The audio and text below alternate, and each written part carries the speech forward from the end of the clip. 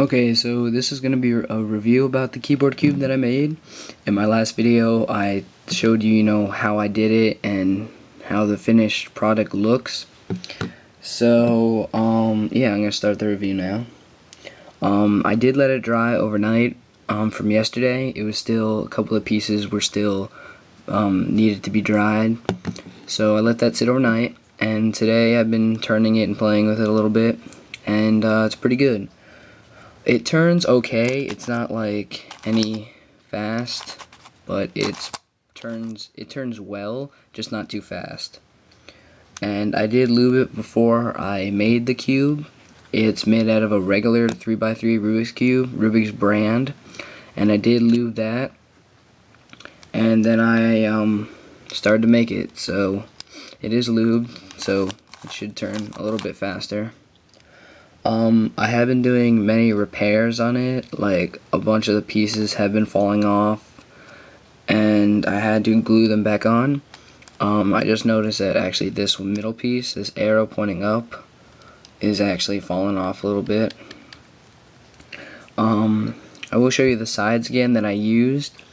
This is 1 through 9 with the symbols on it, like on the top of the keyboard, the numbers on the top.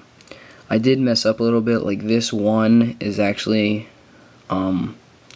this is supposed to have an exclamation mark on it. Instead it has an N sign on it, like it mixed up with the one, because there's also the other keypad, or not keypad, the number pad here that is on the right side of the keyboard instead of on the top, and these ones were accidentally switched.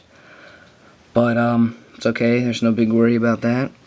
These 1 through 9 is the with this like the arrows on it and the page up, page down, and home. That's on the right side of the keyboard.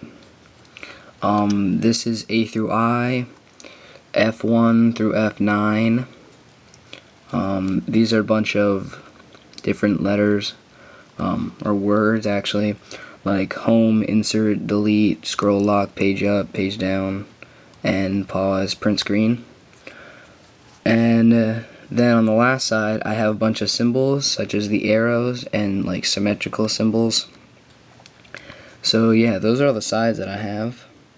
It is pretty fragile, like you can't like turn it really fast, and finger tricks aren't really the best thing. Like they do work, it's just that you have to be careful when you turn it with your finger, because you might accidentally push on this too hard and it could break off the key. So it's not the greatest thing, finger tricks, but you can do it. It wouldn't be really for speed solving, it'd just be, just to solve it. Yeah.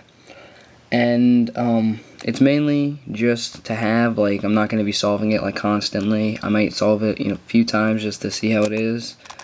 And it's pretty much just there to look at, because it is pretty cool to look at. So it's kind of cool to really just think that, you could actually turn this thing and solve it. And it really is, again, nice to look at, and it's kind of weird, oddly shaped and stuff, how the keys stick out. And it's funny because the keys fit, like, perfectly on the cubes. Like, the sides are exactly the same, which was surprising to me. When I first saw it, I was like, how are you gonna, do you have to cut the keys a little bit to make them stay?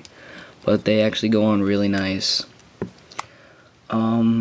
So yeah, that should be about it. Just, talking about how it turns okay, it's a little bit fragile, and it's really cool to look at. So yeah, it's a really fun cube. It takes a little bit longer to make, to get the pieces corresponded correctly and them all glued on and dry. But yeah, so that should be about it for this review. Thanks for watching, and please subscribe.